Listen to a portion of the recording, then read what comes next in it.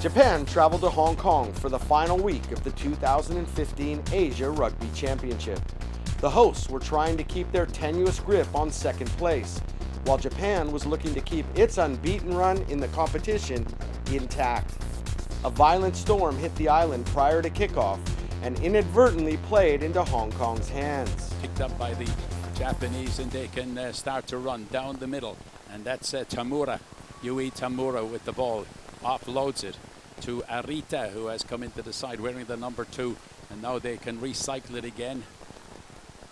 And there's the out half, the little out half that they've brought in, Yuki Yamamoto, and he can circle the ball. Here's a little chip over the top of it. It lands in the water.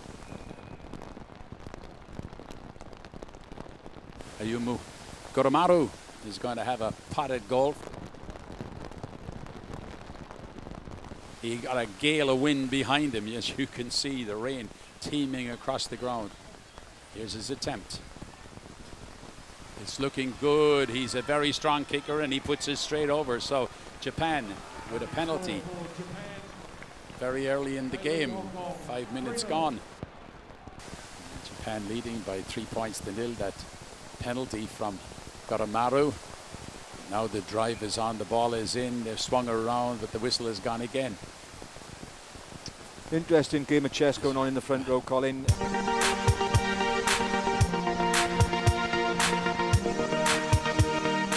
With the pitch holding 4 inches of water and thunder and lightning on the way, referee Chris Linwood was called to the sidelines by tournament organizers to discuss the fate of the match.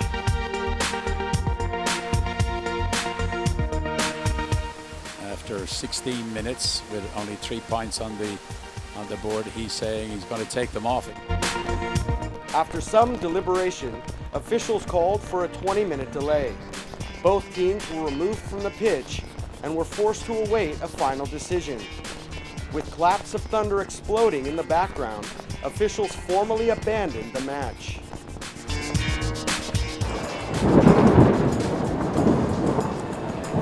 Disappointing way to end the campaign, really. Both sides really wanted to go out there and play, but it's obviously a safety factor to the players, and you don't want to be responsible for anything that's dangerous to player welfare. 結果は気にしてないですね。この試合に向けていい準備もできたし、レベルアップできたんで、全てはワールドカップのためにもっともっとレベルアップして、次はパシフィックネーションズいい形で迎えたいと思います。Next month's going to be very hard training, so yeah, we got to aim to be at the World Cup the fittest team in the world.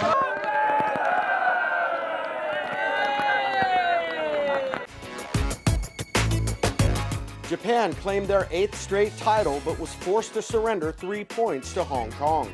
Tournament rules call for a draw in the case of a first half abandonment, and the additional 3 points gave Hong Kong 11 for the series. Korea finished 3rd out of 3 under the new format. Thanks to everyone who came out to the stadiums or watched us on YouTube. Sevens action begins in early September and culminates with the men's and women's Olympic qualifiers in November and December. Be sure and join us as we'll be streaming all of the action live.